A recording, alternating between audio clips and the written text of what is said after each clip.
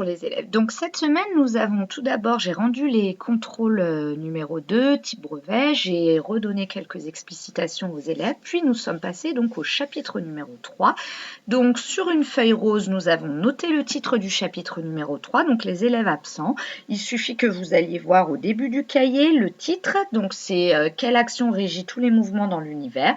Vous notez ça sur une feuille rose et vous la rangez dans votre porte-vue. Ensuite, nous avons réalisé l'activité numéro 1. Donc, les élèves absents, vous pourrez imprimer directement l'activité et le corriger. Sinon, vous ne notez sur une feuille de classeur blanche que le corriger et moi, je vous distribuerai la fiche la semaine prochaine. La semaine prochaine, nous terminerons ce chapitre 3.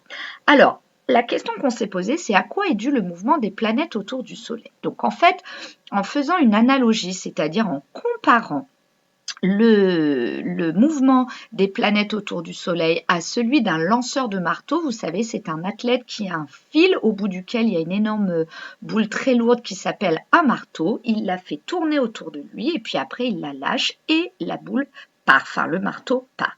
Donc on a essayé de s'expliquer pourquoi les planètes tournaient autour du Soleil. Donc tout simplement, on en est venu à la conclusion que c'était parce que la Terre était attirée par le Soleil. Donc le Soleil attire toutes les planètes. Et en fait, si ces planètes n'avaient pas eu de vitesse au départ, tout simplement, elles seraient tombées dans le Soleil. Comme quand vous prenez un objet et que vous le lâchez vers la Terre, pouf, il tombe. Mais si vous lancez un objet, vous voyez qu'il avance en faisant une espèce de forme un peu circulaire, arrondie, puis au bout d'un moment, il retombe. Mais en fait, le principe des astres, c'est ce sont des sphères. Donc en fait, la Terre, comme toutes les autres planètes, avait une certaine vitesse au départ, qui fait qu'elle est attirée par le Soleil, mais tout en ayant une vitesse de départ, et ce qui a fait qu'elle s'est mise à graviter autour du Soleil.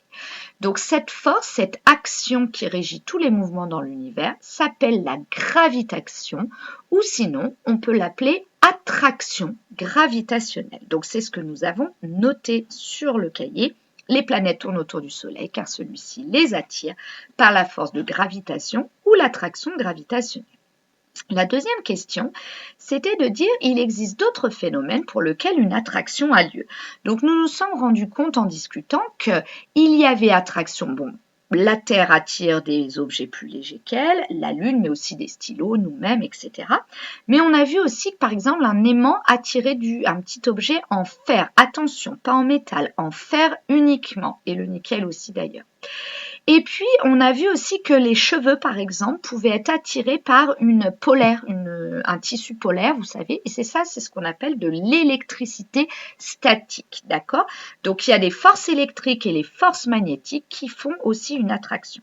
Donc, les élèves ont manipulé. Pour l'un d'entre eux, proposer une expérience le prouvant puis la réaliser.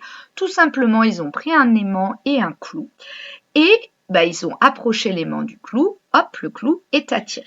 Ensuite, on s'est posé la question de est-ce qu'il doit y avoir un contact entre les deux objets pour que l'attraction ait lieu? Non, l'aimant attire le clou même en étant un petit peu éloigné.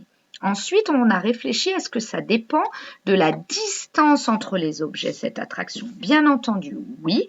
Plus les objets sont loin l'un de l'autre, moins ils sont attirés. Plus ils sont proches, plus ils sont attirés. Et la dernière question, c'était est-ce que c'est réciproque? L'aimant attire le clou? Oui. Mais est-ce que le clou attire l'aimant? Beaucoup d'élèves pensaient que non.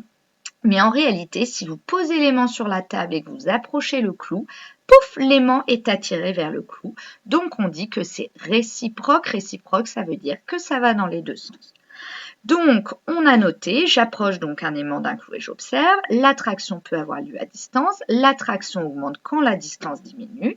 Et ensuite, on a émis l'hypothèse que l'attraction était réciproque et que le clou attire l'aimant. On a essayé. L'aimant est effectivement attiré par le clou. Donc, cette attraction est réciproque. Alors, que peut-on dire de la Terre maintenant par rapport à la Lune? Eh bien, la Lune est attirée par la Terre. Vous êtes d'accord? C'est pour ça que la Lune tourne autour de la Terre. Mais on s'est posé la question de est-ce que cette action est réciproque? En utilisant une image du livre ou vidéo projetée, on s'est rendu compte qu'il y avait un phénomène particulier, c'est le phénomène des marées, d'accord? Et en fait, eh bien, qui est responsable du phénomène des marées? C'est la Lune. Tout simplement, les océans sont beaucoup plus légers que la Lune, vous êtes d'accord? Par contre, la Terre entière est beaucoup plus lourde que la Lune. Donc, on ne se rend pas compte que la Lune nous attire. Mais comme les océans sont plus légers, eh bien, en fait, c'est très simple.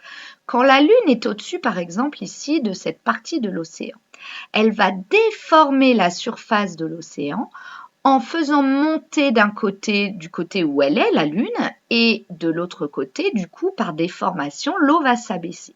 Donc, là où la Lune est, ça va être la marée haute, et à l'opposé, ça va être la marée basse. Et comme la Lune tourne autour du Soleil, elle va traverser l'océan et va déformer plus ou moins l'océan à différents endroits. Et c'est pour ça qu'à certains endroits, il y a la marée basse et à d'autres endroits, la marée haute. Alors, une mer comme la mer Méditerranée, il n'y a pas de marée haute et marée basse quasiment parce que c'est une toute petite mer, donc la variation est très légère et la Lune, elle est quasiment en même temps, on va dire, en France et à un autre endroit, par exemple en Italie, au niveau de la mer Méditerranée. Voilà, donc c'est ce qu'on a noté. La Terre attire la Lune. Cette action est réciproque car la Lune attire la Terre. Cela explique le phénomène des marées. Voilà pour cette séance. À la semaine prochaine.